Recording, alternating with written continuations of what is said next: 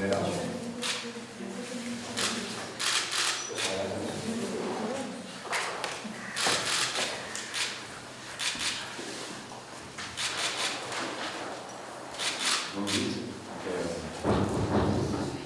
Mesdames, Messieurs, l'Assemblée est aujourd'hui convoquée sur un ordre du jour flou. Je cite « Déclaration du gouvernement sur la politique migratoire de la France et de l'Europe, suivie d'un débat. Aucun vote n'interviendra. Aucun document préparatoire ne nous a été remis. Les premières déclarations présidentielles, relayées par le gouvernement, font hélas craindre une instrumentalisation du sujet. Le populisme n'est pas un monopole de l'extrême droite. Le populisme d'État n'est pas moins banal. Alors, disons-le tout net. Un débat sur la politique migratoire, nous y sommes favorables. Emmanuel Macron appelle à regarder le sujet de l'immigration en face très bien. Regardons les choses en face. Mais pour les regarder en face, Monsieur le Président, il faut commencer par ne pas baisser les yeux face à la famille Le Pen, à Salvini et à leurs amis. L'immigration, il faut en parler, oui, mais il faut en parler pas n'importe comment, et pas pour dire n'importe quoi. Aller chercher la vérité et la dire. Modifier nos règles chaque fois que cela est nécessaire, c'est oui. Aller chercher les satisfactifs de Jean-Marie Le Pen, reprendre une part de ses sous-entendus, colporter les fake news, c'est non. Parlons donc d'immigration sérieusement. Contrairement à ce que dit le chef de l'État, le débat sur l'immigration n'est pas un sujet tabou. Depuis des décennies, il est même au contraire permanent sur toutes les chaînes de télévision. Pas tabou donc, mais sous l'emprise démagogique de l'extrême droite. Et c'est un comble que ce soit les Républicains en marche, qui se présentent volontiers comme progressistes, qui évoquent, pendant le débat sur l'asile, une submersion via leur ministre de l'Intérieur.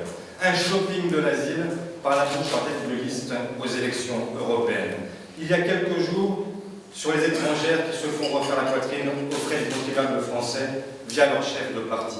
Et ce matin même, le ministre de l'Intérieur qui parle d'un Eldorado fantasmé qui ferait venir les migrants. On ne lutte pas contre la zémorisation des esprits en reprenant ces refrains les plus connus.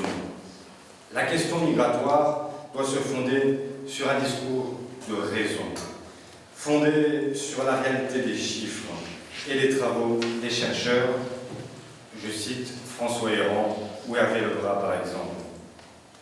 Quelle est la réalité? La France est loin, très loin d'être le premier pays d'Europe qui reçoit le plus de demandes d'asile. Rapporté à notre population, la France se situe au 11e rang pour les demandes, 17e si on considère les droits effectivement accordés. Les droits ouverts aux migrants, même en situation irrégulière, je pense à l'AME par exemple, sont à peu près équivalents en France à ceux qu'ils sont chez nos voisins. Il est donc honteux d'entendre le gouvernement accréditer l'idée d'arrivée massive liée à l'attractivité sociale de notre pays. L'heure n'est pas celle du grand remplacement. Il ne s'agit pas d'une opinion discutable. Il s'agit tout simplement d'un mensonge. Le solde migratoire en France, c'est-à-dire la différence entre les entrées et les sorties, est légèrement positif de 58 000 individus par an selon l'INSEE. Ces 58 000 étrangers arrivant en France sont à comparer aux 800 000 naissances annuelles sur notre territoire. Est-ce à dire que rien ne doit changer? Non. Fermer les yeux sur les dysfonctionnements, ce serait aussi entretenir le terreau sur lequel prospèrent les préjugés. Quels sont donc aujourd'hui les motifs d'interrogation? Un droit d'asile malmené à la fois par les règles absurdes de l'accord de Dublin et par l'incapacité de l'administration à gérer les flux actuels. Des conditions d'accueil déficientes et la multiplication de campements. Des règles de reconduite inapplicables qui conduisent à ce qu'une décision sur 5 soit appliquée. Des moyens insuffisants pour permettre l'accompagnement des réfugiés. Quelles sont les causes de ces dysfonctionnements? Le règlement de Dublin, l'engorgement des services de l'OFPRA, l'insuffisance des structures d'accueil, l'absence de partenariat avec les communes, des expulsés non expulsables, parce que les délais de traitement sont si longs qu'ils interviennent quand les enfants sont nés, scolarisés, intégrés. Nous proposons donc 17 mesures pour penser autrement l'immigration dans notre pays. Première mesure, un débat annuel au Parlement. Il faut éviter les débats fondés sur des a priori, des données falsifiées, des chiffres erronés. Ils ne permettent pas d'anticiper et donc de construire une politique migratoire sur plusieurs années. Ce débat, nous souhaitons qu'il ait lieu tous les ans. Il aurait déjà dû avoir lieu avant même l'examen de la loi Asile et Immigration. Le Conseil d'État avait d'ailleurs constaté que ce texte avait été élaboré sans diagnostic d'ensemble ni évaluation sérieuse du droit et des pratiques en vigueur. Deuxième mesure, nous proposons la création d'un GIEC des migrations.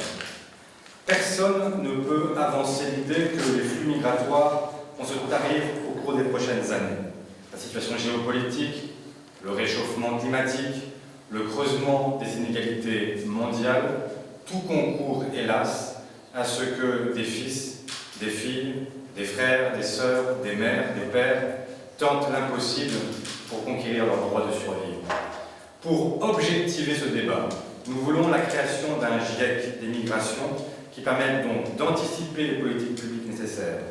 La France doit prendre l'initiative d'un accord de Paris des migrations et reprendre à son compte le travail engagé sur la gouvernance mondiale des migrations par l'ONU. Troisième mesure, créer des voies légales de migration à côté de l'asile. Le droit d'asile, lui, doit être sanctuarisé. C'est notre honneur, notre fierté de demeurer une destination pour les combattants de la liberté et les victimes des barbaries de ce siècle. L'asile ne doit donc pas être banalisé pour demeurer inconditionnel. Mais pour être à la hauteur de cette vocation humaniste, il faut réserver cette voie à ceux qui doivent réellement en bénéficier. Que se passe-t-il aujourd'hui? Les portes d'entrée en France sont limitées au regroupement familial, aux étudiants et au droit d'asile. Les deux premières portes sont fondées sur des critères étroits et la conséquence est simple et connue. Tous ceux qui ne relèvent pas des deux premières catégories tentent leur chance avec l'asile. Cette situation n'est satisfaisante pour personne, ni pour les réfugiés qui voient la file d'attente se rallonger avant d'obtenir un statut, ni pour les déboutés qui peuvent avoir de solides raisons de demeurer sur notre sol sans pour autant relever du droit d'asile. Mesure 4, donc, créer de nouvelles voies légales de migration. La clé, c'est d'ouvrir d'autres voies, humanitaires, climatiques, économiques. Des voies correspondant à d'autres fondements tout aussi pertinents. Humanitaires, je pense d'abord à toutes les victimes qui, au cours de leur parcours migratoire, ont souffert. Viol, prostitution, torture, esclavage, et qui arrivent sur notre sol brisé. Climatique, pour celles et ceux qui vivent prématurément le réchauffement climatique et qui n'ont plus de sol assez fertile, plus assez d'eau et toujours trop de soleil. La France doit porter dans les instances européennes et internationales une réflexion sur les migrations climatiques devant aboutir à une convention ad hoc distincte de la Convention de Genève sur les réfugiés. Économique, enfin, pour tous ceux qui sont venus tenter leur chance, à la double condition que ces arrivées soient négociées avec les pays d'origine, pour éviter toute fuite préjudiciable des cerveaux, et négociées avec le monde syndical, avec les branches professionnelles, pour ne pas utiliser cette nouvelle main-d'œuvre comme moyen de pression sur les salaires en France. Les quotas, ainsi que l'avait démontré le rapport Mazot, ne sauraient être la réponse. Une réflexion doit être engagée sans délai, notamment sur la liste des secteurs en tension et sur la dignité ainsi que la loyauté des conditions de travail. Cinquième mesure, réduire les délais d'étude des dossiers de demandeurs d'asile. Il ne s'agit pas de bâcler, mais si nous avons des dossiers mieux fléchés, donc moins nombreux, la procédure ira plus vite. C'est l'intérêt d'ouvrir de nouvelles voies légales d'immigration. Sixième mesure, amplifier la lutte contre les réseaux qui exploitent la misère. Je ne développe pas, mais chacun comprend à quoi il fait référence. Et Je pourrais d'ailleurs développer en expliquant que notre responsabilité, ce n'est pas de sous-traiter cette question aux garde-côtes libyens. Il faut ensuite faire évoluer le premier accueil et rappeler l'inconditionnalité de l'hébergement. L'effort consenti lors du dernier quinquennat, doublement des places d'hébergement, avait permis la mise à l'abri de dizaines de milliers de réfugiés et permis de mettre fin au bidonville de Calais. Cet effort doit être prolongé et même démultiplié. Faute de places d'hébergement, on voit se multiplier de manière inquiétante le nombre de sans-abri, souvent des familles avec enfants, et la multiplication des campements indignes et des squats dans les métropoles. C'est pourquoi nous avons soutenu l'initiative des 13 maires de grandes villes, de toute sensibilité politique, qui ont écrit au ministre de l'Intérieur et du Logement le 24 avril dernier pour alerter sur cette situation et demander une intervention urgente de l'État. Nous déplorons que cette démarche soit restée sans réponse à ce jour. Ce matin, vous l'avez vu, ils réitèrent leur demande dans une nouvelle tribune. L'hiver arrive. Les collectivités locales ont fait assaut de créativité. Elles ont fait face. Mais seul l'État est à même de créer et de déployer un dispositif pérenne. C'est pourquoi, septième proposition, nous demandons à ce que l'État finance 30 000 places dignes d'hébergement sur tout le territoire. Le ministère de l'Intérieur, chargé de cette politique, admet lui-même qu'un demandeur d'asile sur deux, soit près de 100 000 personnes, n'accède pas à un hébergement et à un accompagnement dans les dispositifs nationaux d'accueil, faute de places disponibles. La source à laquelle je me réfère est celle de la FARS, Fédération des acteurs de solidarité. Les associations estiment ce déficit de places d'hébergement à 30 000 places aujourd'hui. Il faut en parallèle que l'Europe fasse évoluer sa politique migratoire. Huitième proposition, refonder le règlement de Dublin. Cet accord a fait reposer sur les pays méditerranéens l'essentiel de la charge de l'accueil. La popularité de la Ligue du Nord en Italie est en partie liée à cet état de fait. Le renvoi des migrants vers leur pays d'entrée crée des situations absurdes. Il faut, au contraire, répartir les nouveaux arrivants en fonction de leur capacité d'intégration dans un pays d'accueil. Connaissance de la langue, famille déjà installée, métier. Et il est à craindre, en dépit de déclarations publiques, que la France et l'Allemagne s'accommodent d'un système qui ne les met pas en première ligne. Neuvième proposition, harmonisation des critères au niveau européen. Les critères d'admission doivent être harmonisés. Cette politique commune de l'asile doit être repensée selon un double principe de convergence et de solidarité européenne. Tous les pays européens doivent accepter leur part. L'Union européenne, ce sont des droits, ce sont des aides, mais ce sont aussi des devoirs et des valeurs partagées. Les pays récalcitrants doivent être sanctionnés. Dixième proposition, créer des centres de premier accueil et d'orientation. Le traitement des dossiers doit intervenir dès l'arrivée en Europe. Il faut aller vers l'installation de centres européens sur tous les points d'arrivée. Et la France doit aussi accepter d'en ouvrir sur notre territoire. Onzième mesure, éloigner dès les premiers mois les personnes dont les demandes n'ont aucune chance d'aboutir.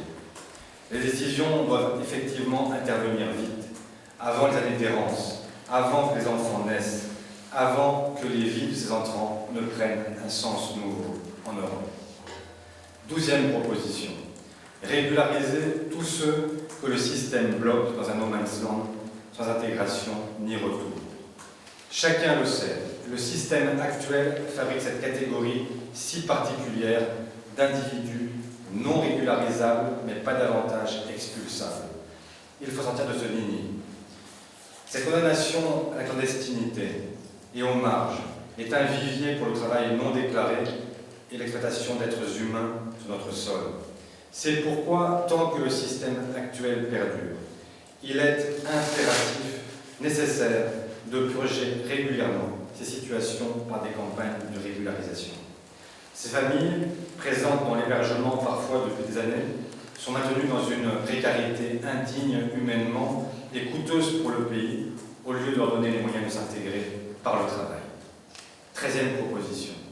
Permettre le droit au travail des demandeurs d'asile des 3 mois de présence sur le territoire et l'accès à des cours de français.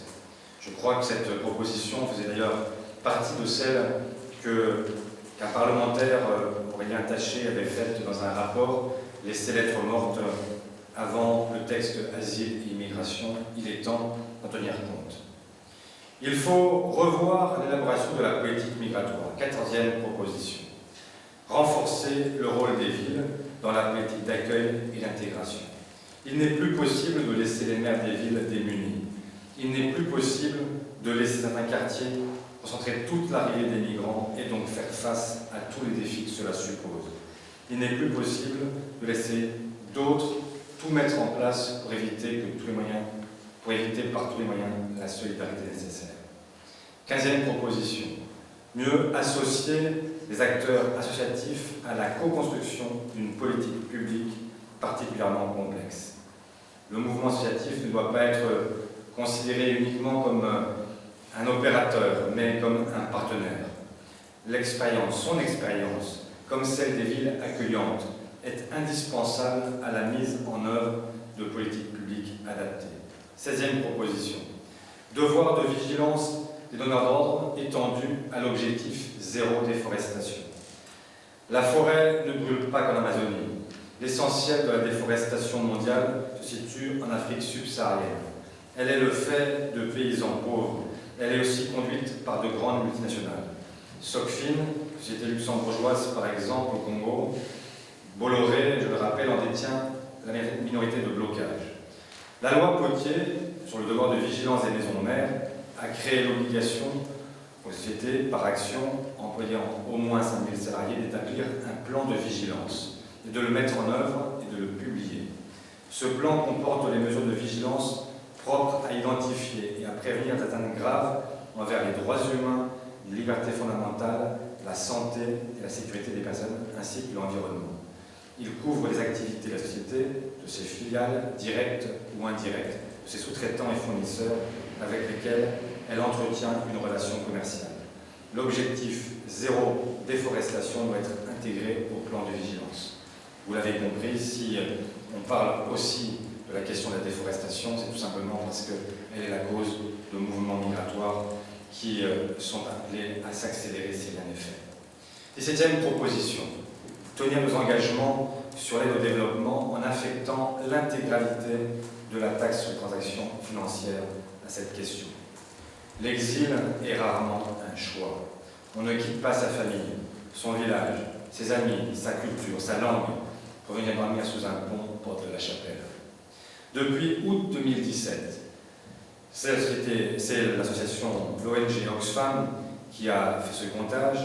Le président de la République a promis 24 fois de dédier 0,55% du revenu national brut à l'aide publique au développement d'ici à 2022. Or, que constate-t-on? En 2018, l'aide publique au développement représentait 0,43% du RNB. Dans la loi de finances 2020, les crédits de l'aide publique au développement augmentent seulement de 210 millions. Or, pour respecter la trajectoire permettant d'atteindre 0,55% du RNB en 2022, il fallait augmenter les crédits de l'APD de 1,6 milliard d'euros en 2020, soit presque 8 fois plus que ce que fait la loi de finances en 2020. Nous proposerons en conséquence d'affecter l'intégralité des revenus de la taxe sur transactions financières à l'aide publique au développement, en l'augmentant de 0,2 points, ce qui permettrait d'atteindre effectivement l'objectif fixé par le chef de l'État lui-même. Je conclus. Les migrations ne s'interrompront pas. Les conséquences du réchauffement climatique, le creusement des inégalités mondiales, la situation géopolitique, rien ne permet de penser que les mouvements migratoires vont s'arrêter. Depuis que le monde est monde, les êtres humains bougent quand il fait trop chaud, quand il fait trop froid, quand la guerre éclate. La vérité, c'est que pour l'essentiel, ces déplacements visent à 95% les les pays limitrophes. La responsabilité, c'est que les pays les plus riches doivent prendre leur part. L'humanité, c'est de reconnaître à chaque réfugié un droit à l'avenir. L'Europe et la France doivent donc anticiper ces mouvements de population. Accueil, orientation, intégration, éloignement, plutôt que de donner le sentiment de les subir en laissant s'installer un désordre sur lequel prospèrent les marchands de la peur. Ce débat s'inscrit dans un débat plus large, celui de la capacité du politique à agir sur le cours des choses, à maîtriser notre destin commun. Une seule planète, une seule humanité. Nous ne sommes pas n'importe quel pays. Nous n'héritons pas de n'importe quelle histoire. Notre voix est singulière. Nous ne serions pas ce que nous sommes sans ces millions de femmes et d'hommes qui ont combattu dans nos tranchées, creusé nos mines, reconstruit la France et qui participent aujourd'hui à sa prospérité. Cette histoire, c'est la nôtre. Elle est celle d'un pays qui s'est construit en avançant. Notre volonté, c'est de consolider la République. Nos règles doivent effectivement s'adapter pour nous permettre d'être fidèles à ce que nous sommes. C'est avec cet état d'esprit que mes amis et moi-même, nous rendrons cet après-midi dans l'hémicycle à l'Assemblée nationale. Vive la République et vive la France. Merci. Est-ce que vous avez des questions? Quelles sont ces voies légales de migration que vous voulez mettre à côté de l'asile? Parce qu'il en a existé, notamment de la part du gouvernement socialiste. Est-ce que là vous parlez de quotas, de cartes de séjour particulières au bout de tant d'années? Qu'est-ce que ça reste flou? Alors, les quotas, je l'ai dit, nous ne sommes pas favorables. Le rapport Mazot avait écarté cette possibilité. Sur l'asile, c'est inimaginable, il est inconditionnel. Et même sur les autres, qu'il s'agisse du regroupement familial ou des études, il est inopérant et dans le domaine économique, il ne l'est pas davantage. Donc l'idée est la suivante, c'est d'ouvrir, et j'essaie de le faire comprendre, aujourd'hui le problème de l'asile, c'est que c'est la voie que tout le monde cherche à utiliser pour pouvoir venir sur le sol national. Et donc on se retrouve avec des gens qui n'en relèvent pas et qui viennent encombrer les services de l'OFPRA. Donc il faut ouvrir d'autres voies légales. Ces voies légales, je l'ai dit, c'est d'abord la question humanitaire, donc une voie humanitaire, une voie climatique et puis une voie économique. Pour ces trois voies, il reste à définir la façon dont les choses peuvent se passer. Je suis favorable à l'idée effectivement de visas qui permettraient des va-et-vient entre les pays d'origine et la France, notamment dans le domaine économique. Dans le domaine économique, il faut viser des visas qui permettent de faire entrer et repartir et revenir des gens qui peuvent avoir une utilité pour notre pays. Je l'ai dit, ça doit être négocié à la fois avec les pays d'origine pour ne pas les vider de leur cerveau et négocié avec le monde syndical et les branches professionnelles pour éviter qu'il y ait une pression sur les salaires en France et qu'on utilise cette immigration légale pour en faire un métier pour les salariés français. Oui. Justement, j'allais vous poser la question sur cette pression salariale. Vous pensez donc qu'elle existe? Parce que des études ont montré que c'est faux. En fait, il y a même eu une polémique à gauche l'an dernier qui a mis au centre Mélenchon, qui avait dit ça à Marseille, et qui s'est attiré les foudres d'une partie de la gauche. Vous êtes d'accord avec M. Mélenchon qui disait qu'elle existait cette pression salariale sur vous? Non, moi je vous dis qu'avec les voies légales que nous voulons ouvrir, il ne faudrait pas qu'on ouvre le débat qui aujourd'hui n'a pas lieu d'être, mais qui pourrait intervenir dès lors que nous ouvrons une voie légale économique qui pourrait effectivement être un outil de pression sur les salaires en France. Mais à l'heure actuelle, rien ne permet d'accréditer cette idée puisque les voies que nous connaissons, les trois voies que nous connaissons, n'autorisent pas ce type de jugement. Bonjour, Jean-Yves Ledoux pour Europe 1. Vous parliez du GIEC des migrations, de la formule. Est-ce que vous pouvez nous préciser exactement de quoi il s'agit? Puis j'ai noté quelques phrases. Vous appelez un débat annuel, réduction des délais de demande d'asile, amplifier la lutte contre les réseaux, repenser la politique migratoire à niveau européen, refonder Dublin, éloigner dès les premiers mois les personnes dans les dossiers n'ont aucune chance d'aboutir. J'ai l'impression d'entendre les phrases exactes d'Emmanuel Macron la semaine dernière. C'est quoi votre différence vraiment? Quel est le message fort que vous portez sur ce sujet? Je crois qu'on n'a pas complètement écouté. Je crois que la différence différences, vous les avez notées. Bon. D'abord, sur le GIEC des migrations. De quoi s'agit-il? On a un GIEC qui aujourd'hui est un GIEC sur le climat et qui a permis d'alerter le monde et d'anticiper les questions qui sont posées, notamment au monde politique, au monde industriel, au monde économique. Et donc, ça permet d'avoir la possibilité de regarder les choses en face, de les objectiver. Nous savons, je l'ai dit à plusieurs reprises, que les mouvements migratoires ne vont pas s'interrompre. Et donc, plutôt que d'improviser des politiques en la matière, le mieux est de pouvoir les objectiver et de pouvoir le faire à travers des expertises scientifiques qui permettent à chacun de comprendre à quoi nous sommes exposés au fur et à mesure. Donc, avoir un outil prospectif qui permet de comprendre ce que sont les mouvements migratoires et ne pas subir des fantasmes qui sont véhiculés notamment par les nationalistes et par l'extrême droite.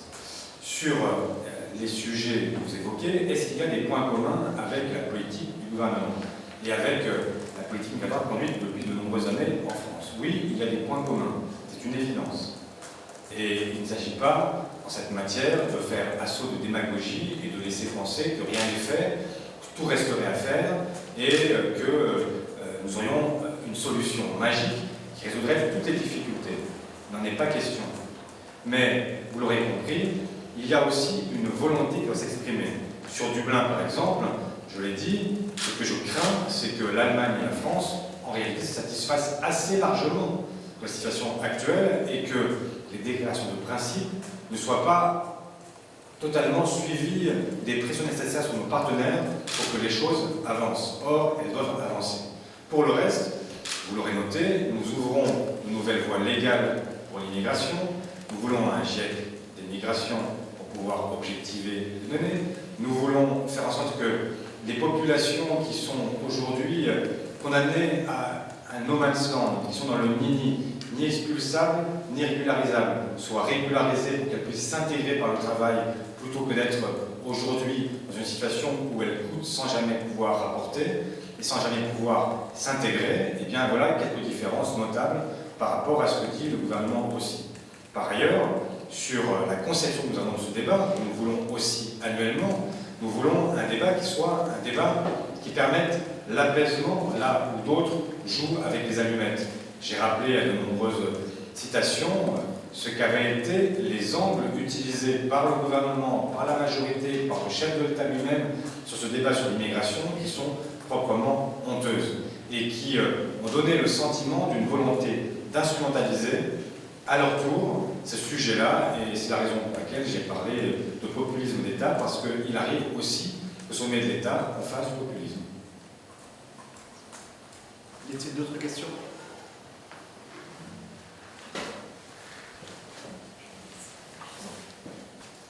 Oui, j'ai une question concernant votre proposition d'éloigner rapidement ceux dont les demandes d'asile n'ont une chance d'aboutir. Vous visez qui particulièrement? Vous l'avez... J'essaie de tout cimbré dans ce qu'on propose. En fait, la première question, c'est aujourd'hui, comment est-ce qu'on fait pour qu'il y ait en fait, des centres d'accueil aux frontières de l'Europe et que ces centres puissent bénéficier en fait, d'une OFPRA européenne qui ait la capacité, avec des conditions, avec des critères d'accueil harmonisés, à faire le tri entre ceux qui peuvent relever de l'asile, qui peuvent relever de clauses humanitaires, climatiques ou économiques, et donc que le tri se fasse dès les premières semaines, dès les premiers mois. Et qu'on l'organise à ce stade-là, parce que dès lors que vous laissez entrer sur le territoire européen des gens qui, en réalité, n'ont aucune chance de se voir accorder le droit de séjour, eh bien, ces gens viennent des clandestins, passent des errances entre les différents pays, et à la fin, on le sait bien, ils fondent une famille, ils élèvent des enfants, et ils deviennent ni régularisables, ni expulsables. Et donc, la condition pour que l'expulsion soit possible, et que la reconduite soit possible, c'est effectivement de reconduire tous ceux qui ne peuvent pas répondre à aucun de ces critères, et donc le faire dès les premiers mois, dès les premières semaines, dès les centres d'accueil, et non pas après donc, des années à chercher à multiplier les recours, comme c'est le cas actuellement. Est-ce que ça s'adresse à ces ressortissants de pays qu'on dit sûrs et qui sont notamment évoqués par les responsables de la majorité? non, ça ne s'applique pas de cette façon-là, parce que, y compris, je vois qu'on fait un sort particulier aujourd'hui aux Géorgiens et aux Albanais, renseignements pris auprès de l'OFPRA, en réalité, il y a de très nombreux, c'est entre 7 et 13% selon les pays, j'ai tous les chiffres en tête, mais enfin, de ressortissants de ces pays qui relèvent effectivement de l'asile. Et donc, il serait absurde de considérer qu'il existe des pays qui sont absolument sûrs et qui ne permettent pas de relever de l'asile. Mais je l'ai dit aussi tout à l'heure, c'est parfois les parcours migratoires qui permettent de relever du droit au séjour. Parce qu'il y a des gens qui partent peut-être de pays qui sont réputés sûrs, mais après avoir vécu le traumatisme du viol, de la torture, de l'esclavage, etc., eh bien, on n'arrive pas indemne de notre sol. Et notre humanité, notre responsabilité, c'est effectivement de savoir accueillir aussi ces souffrances-là et de ne pas considérer que ces gens ne méritent même pas un regard. Donc, non, je n'adhère pas à cette idée qu'il existerait de manière absolue des pays d'origine qui soient sûrs. Y a-t-il d'autres questions? Vous posez des questions sur autre chose? Laurence.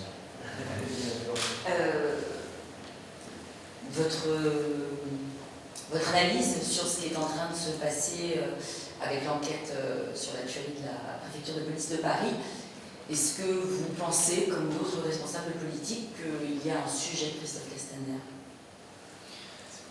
Je ne vais pas commencer par là parce qu'il y a des sujets, oui, ils sont nombreux, mais sur des sujets aussi graves, j'aimerais bien que l'éventuel sort de Christophe Castaner soit la conséquence éventuelle de ce que nous découvrirons et non pas le préalable. Moi, je ne sais pas ce que l'enquête va révéler des dysfonctionnements. Ils ont l'air graves, sérieux, inquiétants. Et donc, je préférerais qu'à la fois l'enquête judiciaire, l'enquête parlementaire puisse d'abord avoir lieu et qu'au vu des conclusions qui seront apportées, on décide du sort de tel ou tel. Ça me paraît être de meilleure facture. Et ne pas donner le sentiment que nous sommes nous-mêmes dans un registre qui est celui de la politique politicienne. Je déplore le fait qu'au fil du temps, sur la question terroriste, ce qui aurait dû être maintenu, c'est-à-dire une forme de consensus entre les différentes forces politiques, s'ébrèche au fur et à mesure, et que nous nous trouvions dans une situation où aujourd'hui, à chaque nouvel attentat, eh bien, chacun fasse assaut de démagogie et donne le sentiment que le front commun contre les barbares eh bien, n'est plus aussi commun que ça. Et je crois que nous n'avons pas à offrir cette perspective à ceux qui nous défient à travers le terrorisme. Dernière question. Oui, ce matin, sur France Inter, Ségolène Royal a expliqué qu'elle était pour réprimer les militants climatiques, l'extinction rébellion. Vous savez, il y a toute une série d'actions qui aujourd'hui sont appelées par cette association qui a occupé notamment le centre Italie 2, c'était samedi ou dimanche, je ne sais plus, ce week-end, et 2 jours, je crois même. Est-ce que vous partagez cette demande? Est-ce que pour vous, ça relève aujourd'hui d'actions trop violentes? Ou est-ce que vous avez une autre analyse? Et est-ce qu'il faut les réprimer? Alors, je n'ai pas entendu Ségolène Royal, donc je me garderai bien de commenter ce qu'elle a pu dire, mais je la lirai ou je l'écouterai dans les prochaines minutes. Sur j'ai vu en fait les traces du passage d'un certain nombre de militants qui m'ont plutôt affligé. Quand j'ai vu cette inscription sur une vitre faisant référence au couteau utilisé à la préfecture de police de Paris pour égorger les policiers, j'ai trouvé ça indigne. Et d'autres graffitis dont j'ai perdu la mémoire, mais enfin qui ne méritaient pas davantage de considération. Et donc, ce que je voudrais surtout dire à tous ceux qui veulent militer pour le climat, eh bien, il y a des formes non violentes, il y a des formes non agressives qui permettent d'être entendus. Et qu'à chaque fois que les militants utilisent des moyens qui sont ceux-là, en réalité, ils rendent le message inaudible et la cause totalement incomprise. Et sur un sujet comme celui-là qui doit nous mobiliser matin, midi, soir, dans les prochaines années, considèrent que le moyen d'action qu'ils ont utilisé ce week-end n'était pas le bon. Et qu'à l'évidence, ils avaient été mieux inspirés lorsqu'ils ont occupé le plan de suivi et qu'ils ont fait ce sitting qui avait d'ailleurs conduit les forces de l'ordre à réagir de manière totalement inopportune en les aspergeant de gaz lacrymogène alors qu'ils ne gênaient que la circulation. Merci beaucoup. Merci.